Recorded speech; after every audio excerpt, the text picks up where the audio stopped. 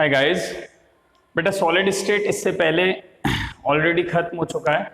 ठीक है, केवल एक छोटा सा टॉपिक रह जाता है, रेडियस रेशियो रूल। ये रेडियस रेशियो रूल क्या होता है समझते हैं इसके बारे में। चलो, रेडियस रेशियो रूल।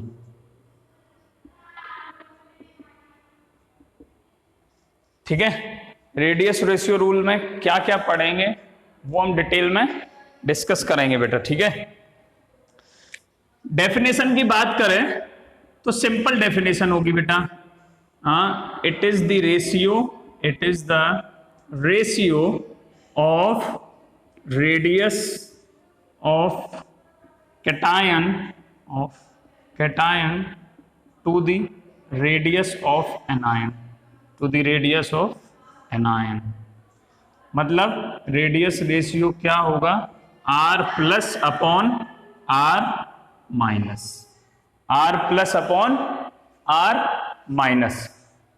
ठीक है बेटा, समझ में आ रहा है? ये क्या हो गया जी, रेडियस रेशियो। अच्छा, दूसरी बात देखो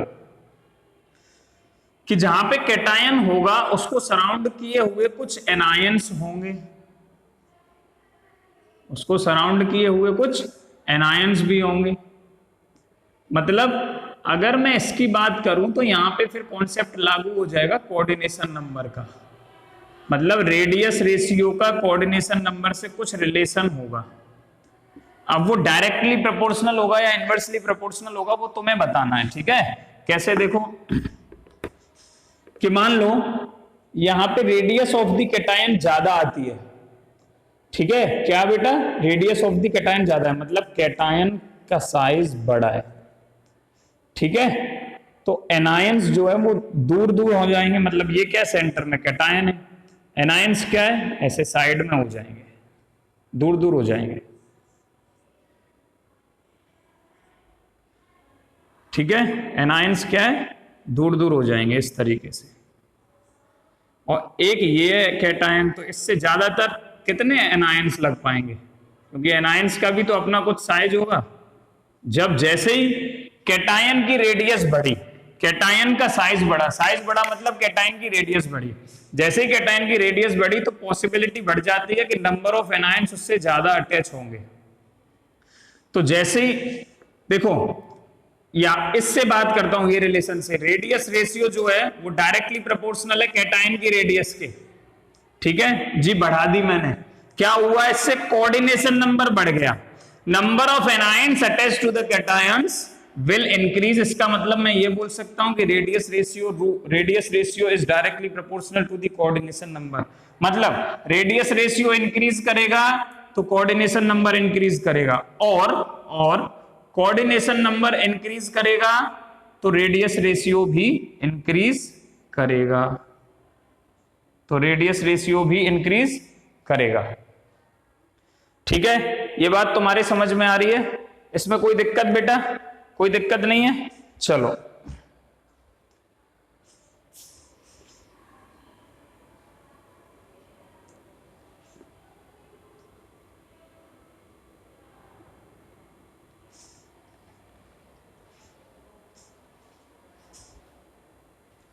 इसी में थोड़ा सा आगे बढ़ते हैं हम। तो ये चीज तुम्हें याद रखनी है। ठीक है, अब इसी में मैं थोड़ा बात करता हूं, मैं बाद में आऊंगा एक टेबल के ऊपर। ठीक है बेटा, एक टेबल के ऊपर आऊंगा, वो तुम्हें मुझे बता देना है। ठीक है,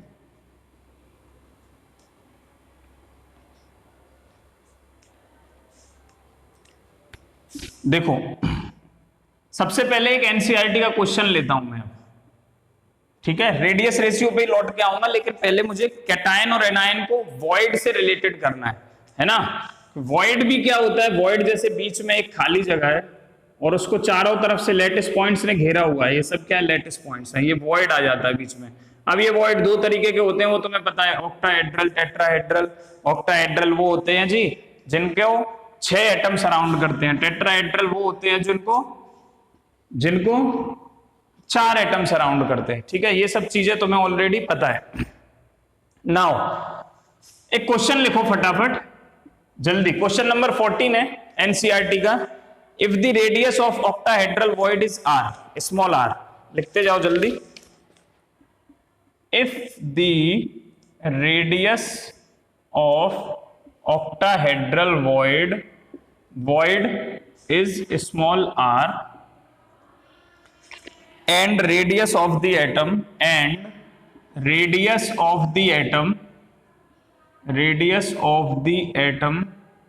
is capital R,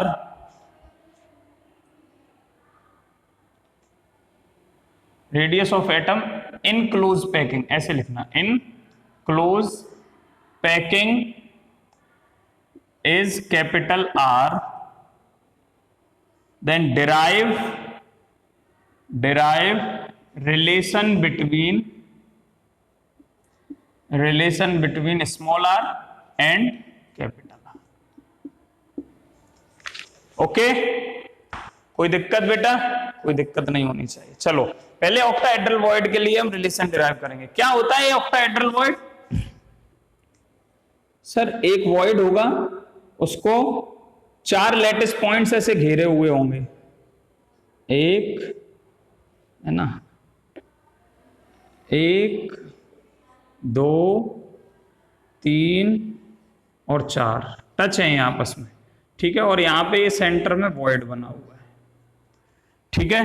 क्या दे दिया गया है तुम्हें? क्या गिवन है बेटा? गिवन ये है कि जो स्फीयर है, लैटिस पॉइंट है, उनकी रेडियस क्या है? आर है। ये सबकी रेडियस क्या है? आर, ठीक है। मान लो ये इसके सबके सेंटर्स को मैं पॉइंट दे देता हूं, A B C and D. ये ऑक्टाहेड्रल वॉइड कैसे बन रहा है?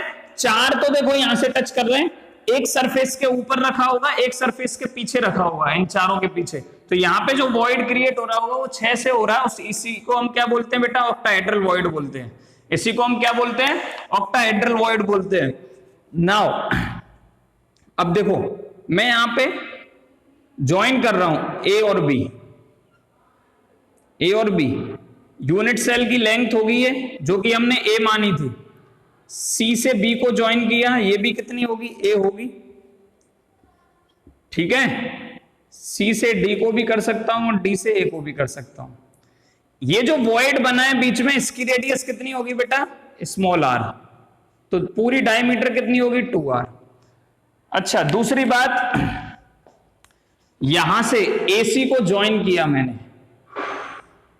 तुम्हें पता है ऑक्टाहेड्रल वॉइड कहां बनते हैं? एज लैटिस के अंदर। एक तो एज के सेंटर पे बनते हैं, एज के सेंटर के अलावा बॉडी सेंटर पे बनते हैं, ठीक है। यहां पे देखो, अब AC से ज्वाइन किया बेटा, इसकी रेडियस r, मतलब यहां तक की दूरी, इसकी रेडियस भी r। तो हमको फिगर से मिलता है, पहले तुम ये लिख लो। कभी कभी ऐसे भी क्वेश्चन पूछ लेता है, derive the relation between radius of octahedral void and radius of sphere और constituent particles of the lattice. तो उसमें तुम्हें कैसे लिखना है? Let the radius of octahedral void is small r, and the radius of lattice point is capital R, ठीक है। and the radius of lattice point is capital R, जो मैंने बता दिया। the age length of unit cell क्या है बेटा? Small है ना। now from figure से हमें कुछ कैलकुलेशंस मिलती है बेटा। From figure we have some calculations. What are they? कि जो ए बी है वो है बेटा ए बी कितना है? ए इक्वल टू 2r, इसकी रेडियस r, इसकी रेडियस r, दोनों को ऐड कर दो तो क्या आ जाएगा? ए और बी के बीच की दूरी 2r। इक्वेशन नंबर 1 दे दो। AC की बात करते हैं, AC r plus 2r plus r, मतलब 2r प्लस स्मॉल 2r, ये आ गया स्मॉल, इक्वेशन नंबर 2। ये फिगर से मिल रहा है हमें। नाउ दिख रहा है ना बोर्ड पे, क्लियर एकदम? ठीक है। Now from figure we have AC square equals, Pythagoras लगा देना from figure. Now from triangle, ऐसे लिखो, now from triangle ACB, now from triangle ACB, ये वाला ट्राइंगल ले रहे हैं, इसको यहां बना दे रहा हूं अलग से, ACB। यहां पे एक लैटिस पॉइंट है, यहां पे एक लैटिस पॉइंट है, यहां पे मतलब ये एक लैटिस पॉइंट है, तो ये दोनों तो एक दूसरे को टच करते हुए होंगे बिल्कुल इस तरीके से। और यहां वॉइड है जी, यहां पे कहीं वॉइड है, ठीक है। तो ACB ये हो गए। बताओ, यहां से लिख सकता हूं पाइथागोरस यूज करके, AC square equal to AB square plus BC square. So बेटा AC स्क्वायर क्या है हमारे पास? AC स्क्वायर है, AB स्क्वायर क्या है? A है, AB A है, BC भी A है, तो क्या आ गया ये? 2A square. क्या आ गया ये? 2A square. Therefore AC square equals 2A square and therefore AC equal to root of 2A। ठीक है। नाउ फ्रॉम फिगर AC की वैल्यू रखो बेटा 2R plus 2R equal to square root of 2A। ठीक है, मैंने यहां से इक्वेशन 2 यूज की है, AC की वैल्यू पुट की, देयरफॉर ये क्या बन जाता है? ठीक है, इसको इक्वेशन नंबर नाम दे दो 3। ठीक है, और AB तुम्हारे पास यहां से है ही। अब हमें रिलेशन निकालना है किस किस का? R और R का। ठीक है, मैं क्वेश्चन मिटा रहा हूं, जगह नहीं है इसलिए।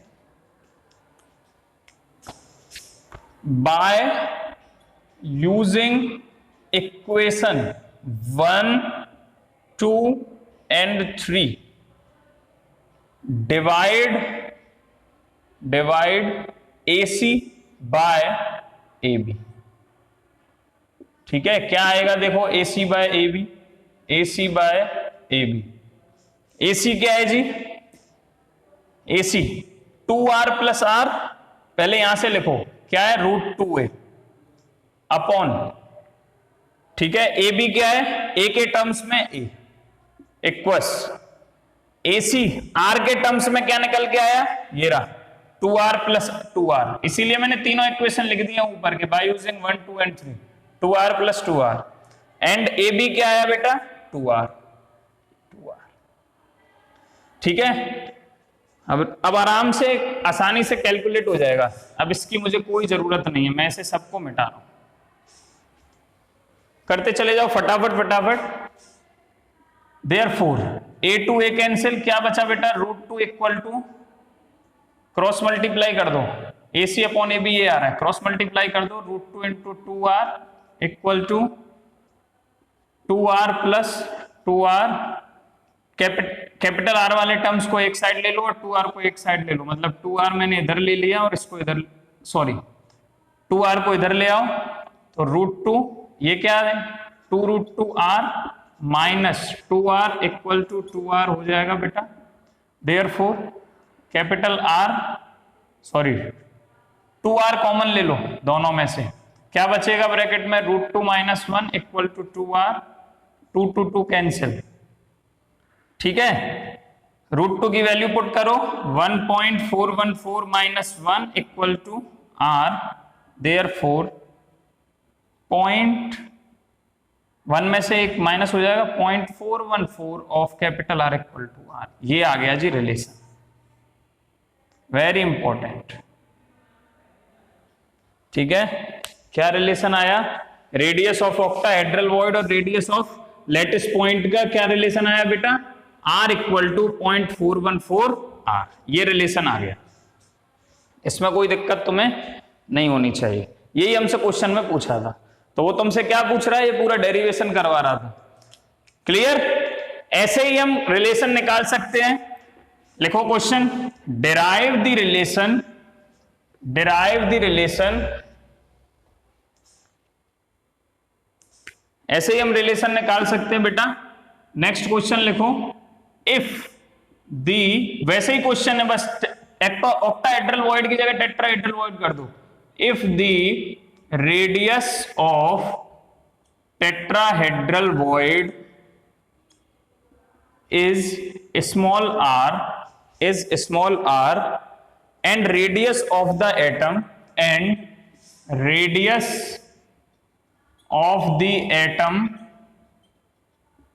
in close packing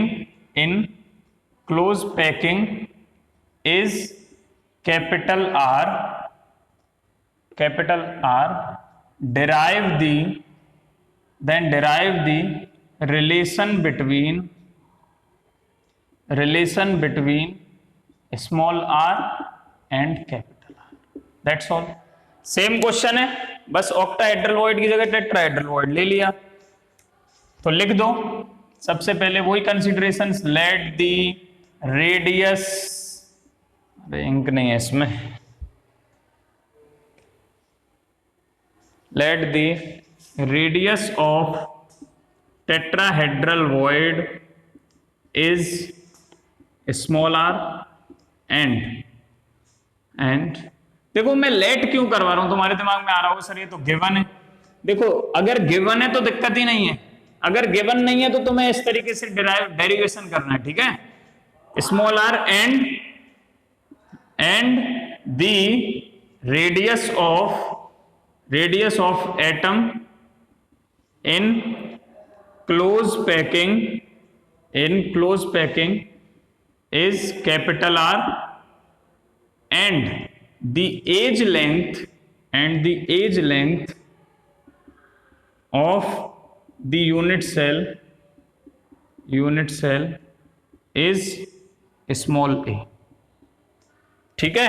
अब तुम्हें याद होगा कि टेट्राहेड्रल वॉइड लैटिस में कहां होते हैं, लैटिस में होते हैं सर W के बॉटम्स पे, जो आपने हमें W बनाना सिखाया था, ये अगर लैटिस है तो कहां पे होंगे, पीछे वाले कॉर्नर से स्टार्ट करता हूं W बनाना ऐसे, ठीक है। ये मैंने W बनाया, थोड़ा जूम कर रहा हूं जिससे तुम्हें क्लियर हो पाए।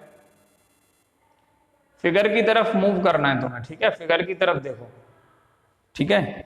यहां पे मैं दोबारा बना रहा हूं जिससे चीजें तुम्हें क्लियर हो। चलो एक बार रिपीट करते हैं।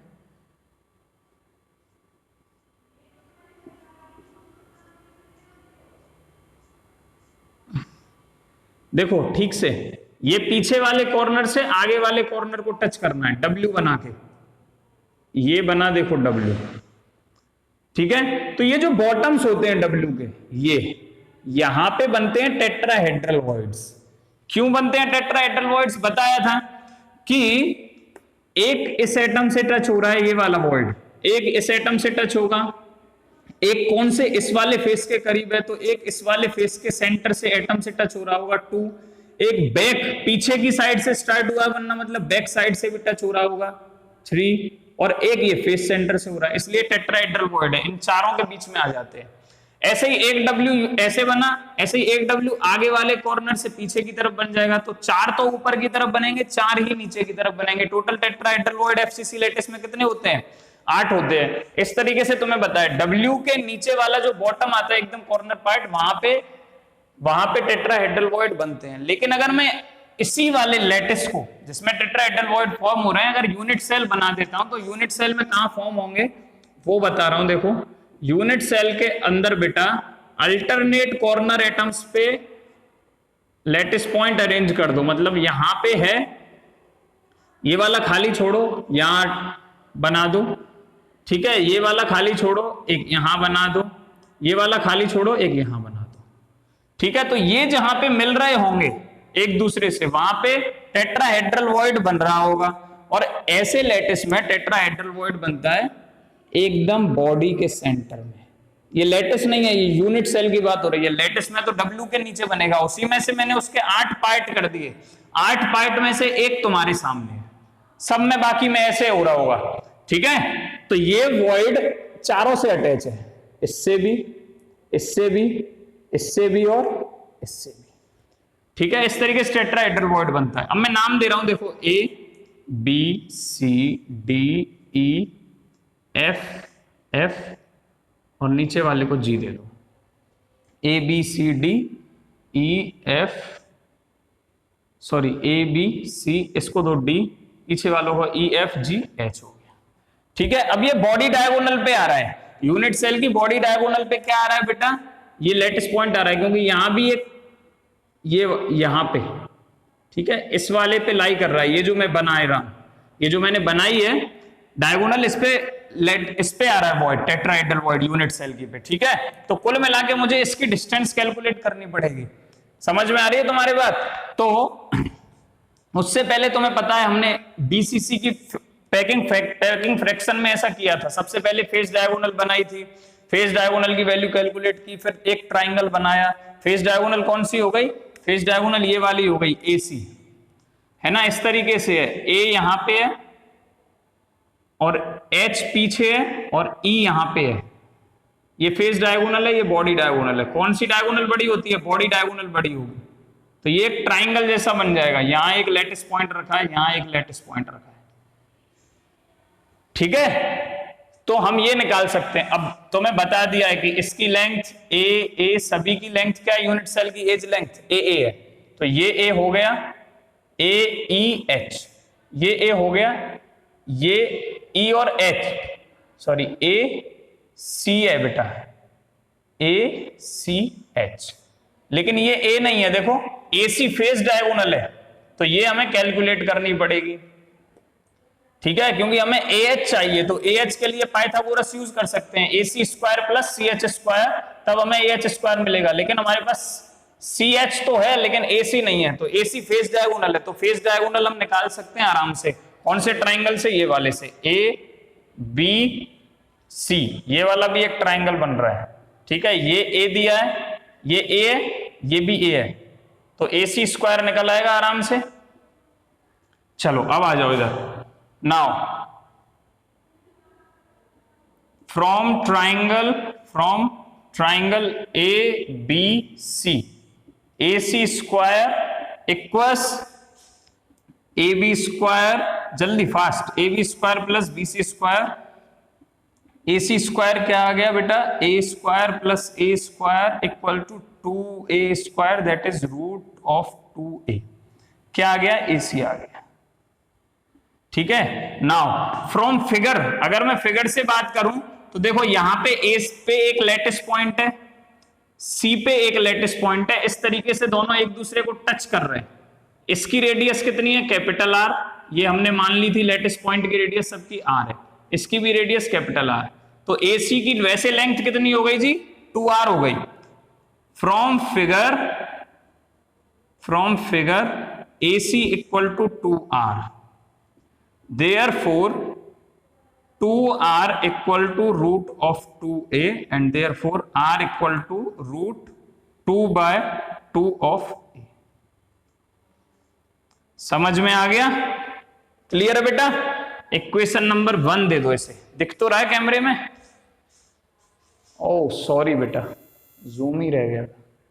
ठीक है, अभी क्लियर है। चलो एक बार मैं दोबारा समझा देता हूं। ये ट्राइंगल है, इस ट्राइंगल में मैंने पाइथागोरस लगाया। इन ट्राइंगल ABC मैंने क्या किया? AC square equal to AB square plus BC square. ठीक है, AC स्क्वायर, AB और BC क्या है? A square plus A square, 2A square बना, AC equal to root of 2A बना। From figure AC equal to यहां एक lettuce point है, यहां एक लेटिस पॉइंट है, इसकी रेडियस r, यहां तक की दूरी, इसकी रेडियस भी r, मतलब यहां तक की दूरी, सेंटर तक की, उतना ही बड़ा होगा ये। ठीक है, रेडियस है, तो ये कितना हो गया? फिगर से 2r आ रहा है। ठीक है, therefore 2r equal to root of 2a, इससे इक्वेट किया है, इससे हमने इक्वेट कर दिया। r equal to root of 2 by 2a, equation number 1 आ गई। नेक्स्ट, जल्दी थोड़ा फास्ट करो, ये हटा रहा हूं मैं, अब इस सब की कोई जरूरत नहीं है, फिगर की हमें थोड़ा जरूरत पड़ेगी। नाउ फ्रॉम ट्राइंगल, ये वाला ट्राइंगल लो। अब देखो, अब ये हमारे पास कैलकुलेट होके आ गई बेटा, AC हमारे पास कैलकुलेट होके आ गई, कितनी है? Root of 2a। ठीक है, और ये हमारे पास पहले से थी, that is ACH, from triangle ACH। दिख रहा है ना क्लियर एकदम?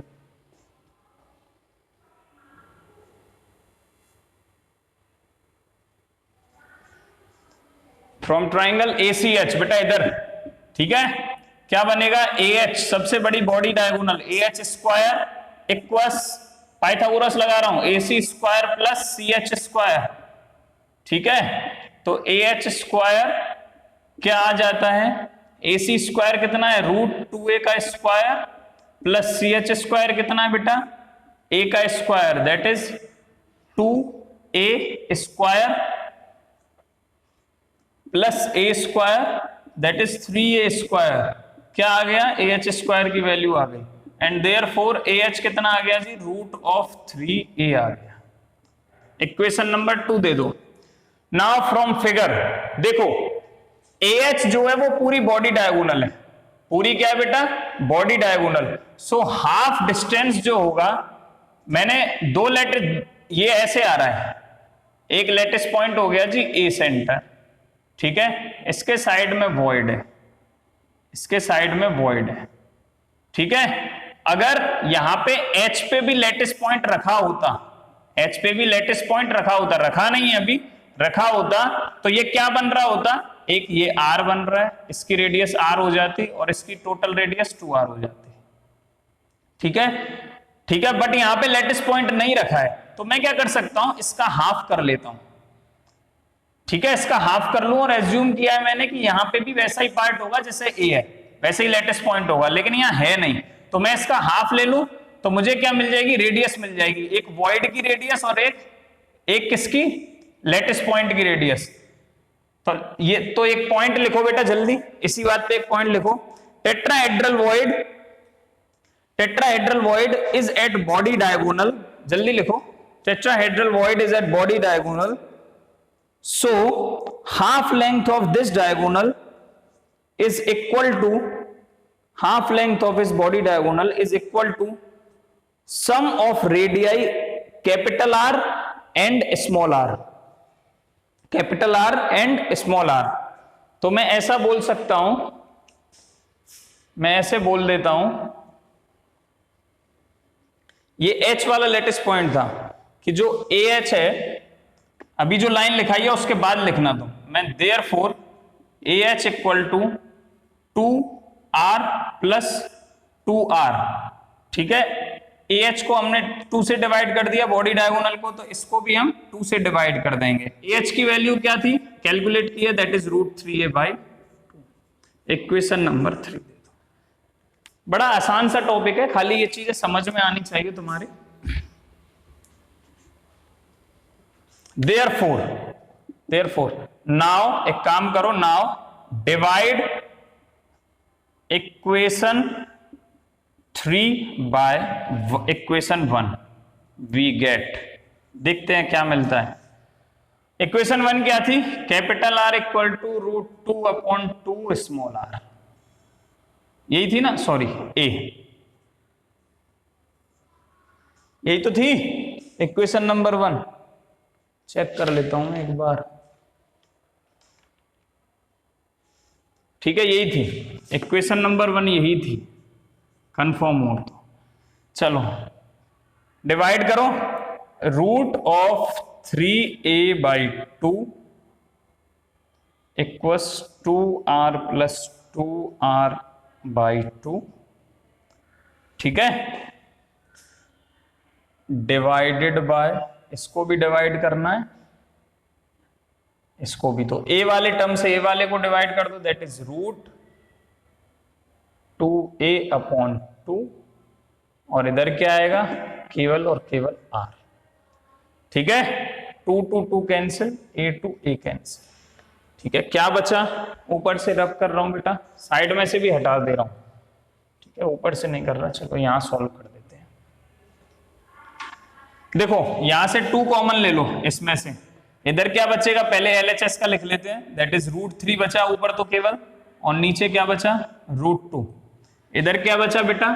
2 मैंने इसमें से कॉमन ले लिया, R plus R/2 divided by R, 2 cancel हो जाएगा ये, therefore root equals to R plus R divided by R, cross multiply कर दो, क्रॉस मल्टीप्लाई करोगे तो क्या आएगा, √3r equal to √2r plus √2 small r।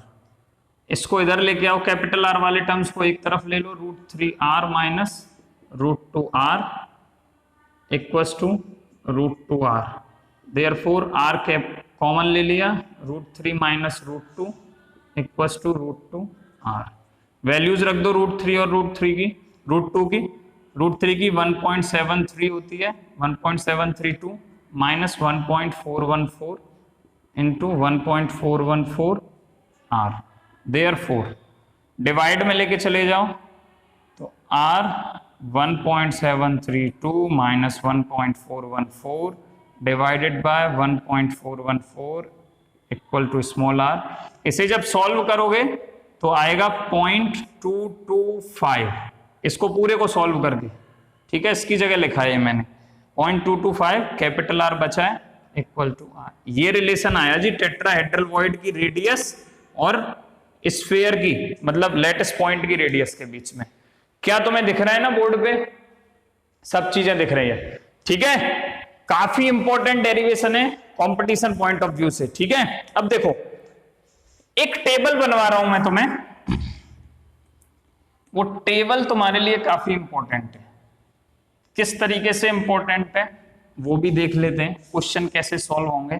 देखो ये एक टेबल बनाई हुई है मैंने, ये टेबल बड़ा शॉर्टकट है, ठीक है। जैसे हमने रेडियस रेशियो निकाला था, रेडियस रेशियो रूल किस किस के बीच में निकालते हैं, r plus upon r minus, यही तो रेडियस रेशियो होता है। तो रेडियस रेशियो, अगर रेडियस रेशियो से हम कोऑर्डिनेशन नंबर प्रोडिक्ट कर सकते हैं और कोऑर्डिनेशन नंबर पता चल गया तो हम उसकी शेप बता सकते हैं। शेप किसकी है, ये वॉइड की शेप होगी। किसकी शेप होगी बेटा, वॉइड की। और अगर वहां पे कैटायन और एनायन की बात हो रही होगी तो किसकी बात होगी बेटा, पर्टिकुलर उस स्ट्रक्चर की बात हो रही होगी कि वहां पे कितना कोऑर्डिनेशन नंबर आ रहा होगा। तो किसी के भी रेडियस रेशियो से हम क्या बता सकते हैं, उसका पॉसिबल कोऑर्डिनेशन नंबर बता सकते हैं, उसकी ज्योमेट्री बता सकते हैं। फॉर एग्जाम्पल अगर रेडियस रेशियो 1.55 तक आता है या इससे नीचे आता है तो कोऑर्डिनेशन नंबर होगा जी 2, फिक्स है, और शेप होगी, ज्योमेट्री होगी लीनियर। अगर 0.225 तक आता है, कितने से, 0.155 से ऊपर से, और 0.225 तक आता है तो कोऑर्डिनेशन नंबर 3 ट्राइगोनल प्लेनर, ठीक है। लीनियर तुम्हें पता है जैसे BeCl2 की होती है, ठीक है। ट्राइगोनल तुम्हें पता है कि BCl3 की होती है, ठीक है। ऐसे ही 0.225 से लेके 0.414 तक आता है तो कोऑर्डिनेशन नंबर 4 होगा, ठीक है। और वॉइड शेप कैसी हो रही होगी, टेट्राहेड्रल, टेट्राहेड्रल जैसे CCl4 हो गया, ठीक है। ZnCl2 का भी वो ही आ जाएगा, टेट्राहेड्रल आता है। अगर 0.414 से 0.732 के बीच में आ रहा है रेडियस रेशियो, देखो फिर तुम बोलोगे कि कैसे सर पता चलेगा कि 0.225 को मानूं या 0.155 को। देखो अभी हमने रेडियस रेशियो निकाला था for octahedral void, octahedral void के लिए रेडियस रेशियो आया था 0.414, याद होगा तुम्हें, क्या आया था, 0.414। मतलब आगे वाली डिजिट को काउंट कर लेना है, ठीक है। रेडियस ऑफ द कैटायन पीछे वाली होगी, radius of the cation anion आगे वाली होगी। तो 0.414 से ऊपर से 0.732 तक आता है तो 6 shape octahedral, octahedral void. Octahedral shape किस किस में मिल सकती है हमें, FCC में मिल सकती है, HCP में मिल सकती है, ठीक है, CCP में मिल सकती है। तो ये इसके पॉसिबल लेटेस्ट टाइप हो जाएंगे अगर ऑक्टाहेड्रल मिल रहा है तो। और 0.732 से 0.999 या 0.1 डायरेक्ट बोल दो राउंड ऑफ करके तो कोऑर्डिनेशन नंबर 8 होगा और लेटेस्ट होगा BCC टाइप, ठीक है। अब देखो ये अप्लाई कैसे होता है। फॉर एग्जांपल एक क्वेश्चन है, एक बार पंजाब बोर्ड में पूछा था कि इफ Na प्लस आयन की रेडियस गिवन है बेटा 85 पिकोमीटर, इफ R of Na plus ion, and if radius of Cl minus ion is 181 picometre, then predict its coordination number. ये क्वेश्चन है। अब तुम कैसे निकालोगे? कंफ्यूज हो जाओगे कि सर कोऑर्डिनेशन नंबर कैसे निकालते हैं। तो तुम्हें कुछ ऐसा रिलेशन पता होना चाहिए जो कोऑर्डिनेशन नंबर और कैटायन और एनायन की रेडियस के बारे में डायरेक्ट रिलेशन रखता हो, इसलिए टेबल इंपॉर्टेंट हो जाती है। नाउ तो रेडियस रेशियो निकालो। कैसे निकालोगे? R of Na plus upon R of Cl minus. ऐसे क्वेश्चन कंपटीशन में पूछ लिए जाते हैं। तो 85 पिकोमीटर डिवाइड बाय 181 पिकोमीटर, ठीक है। इसे सॉल्व करोगे तो आंसर समथिंग 0.524 के और पास आ रहा होगा। पिकोमीटर से पिकोमीटर कट जाएगा तो ये रेशियो इतना आएगा। तो देखो कितने के बीच में लाई कर रहा है? इसके बीच में आ रहा है, इस रेंज में आ रहा है। तो कोऑर्डिनेशन नंबर कितना होगा इसका? 6। और 6 ही होता है कोऑर्डिनेशन नंबर जो है किसके लिए? NaCl के लिए बेटा 6 ही होता है। और इसकी शेप ऑक्टाहेड्रल वॉइड बनते हैं इसके अंदर, ठीक है। याद रखना कोऑर्डिनेशन नंबर 6 ही आएगा। समझ में आ गई ये बात तुम्हारे? इसमें कोई दिक्कत नहीं होनी चाहिए। कोऑर्डिनेशन नंबर 8 BCC देखो किस किस में मिल सकता है? CSCl में मिल सकता है, CSBr में मिल सकता है, TlBr में मिल सकता है, एटसेट्रा एटसेट्रा, ठीक है। ये किस किस में मिल सकता है? ये NaCl इसका एग्जाम्पल है, NaBr भी ऐसा ही होता है, ठीक है, एटसेट्रा एटसेट्रा। KBr भी ऐसा ही होता है, ठीक है। यहां BCl3 BeCl2 बता ही दिया। समझ में आ गया बेटा?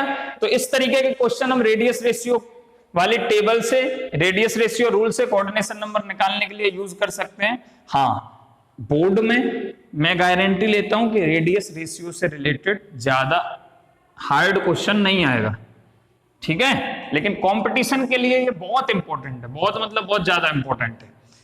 एक तरीके के क्वेश्चनों में तुम लोगों को दिक्कत हो रही है, वो भी मैं बता देता हूं।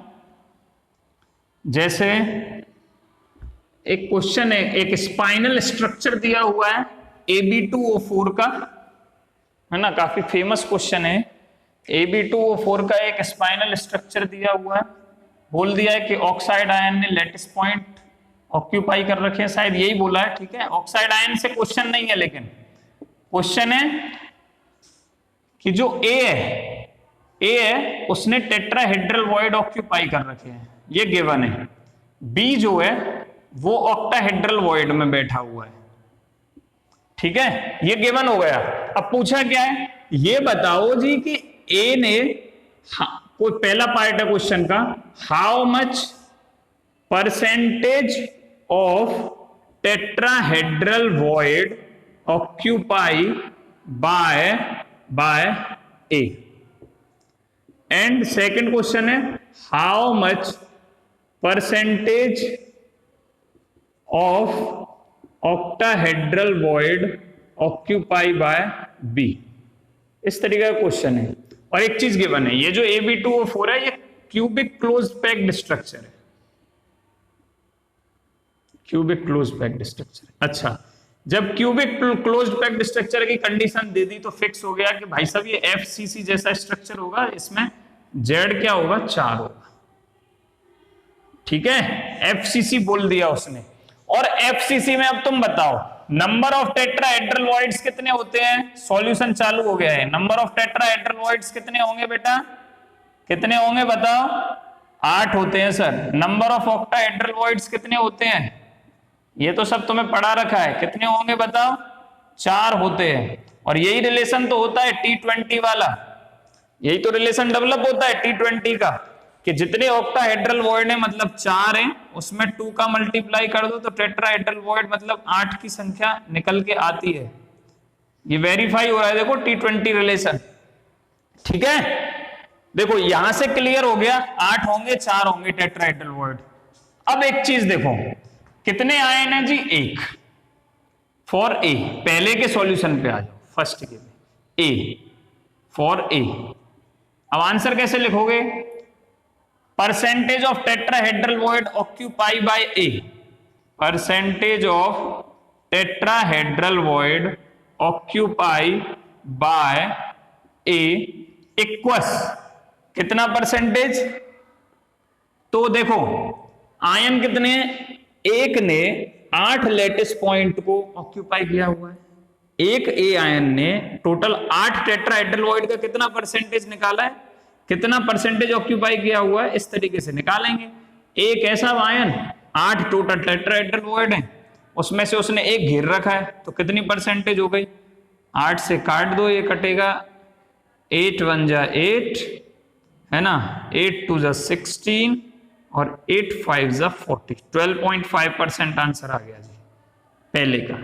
दूसरे में पूछा है how much percentage of octahedral void occupy by B, तो percentage of octahedral void occupy by B calculate करना है हमें।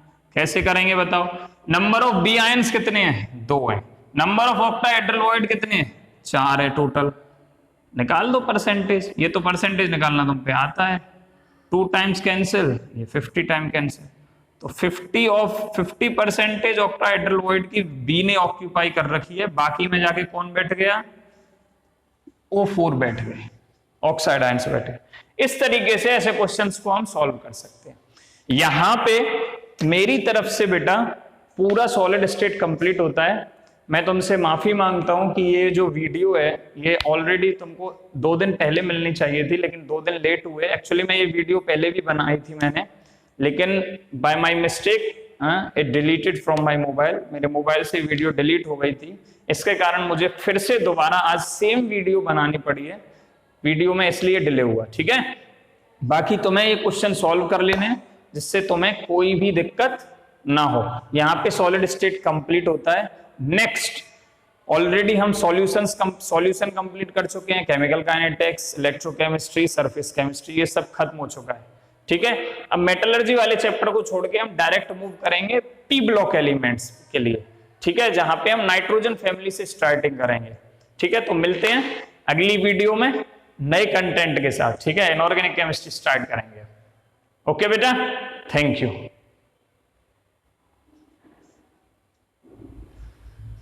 तो बेटा नेक्स्ट वीडियो में हम इनऑर्गेनिक केमिस्ट्री से स्टार्ट करेंगे, पी ब्लॉक एलिमेंट से, फिर हम डी एंड एफ पे जाएंगे, ठीक है। आई होप कि मैं समझता हूं कि जो भी वीडियो में मैं कंटेंट दे रहा हूं वो तुम लोगों के अच्छे समझ में आ रहा है। अगर तुम्हें वीडियो वास्तव में हेल्पफुल लग रही है तो वीडियोस को लाइक करो, ठीक है, अपने दोस्तों के साथ शेयर करो जिससे और लोग वीडियोस देख पाए। चैनल को सब्सक्राइब करो, है ना, बेल आइकन को प्रेस करो जिससे रेगुलर वीडियोस तुम्हें मिल पाए अपने आप। अगर कोई भी दिक्कत होती है कम्युनिकेशन में तो क्या है, तुम्हें नोटिफिकेशन मिल सकता है वहीं से, डायरेक्ट चैनल से, ठीक है। थैंक यू बेटा।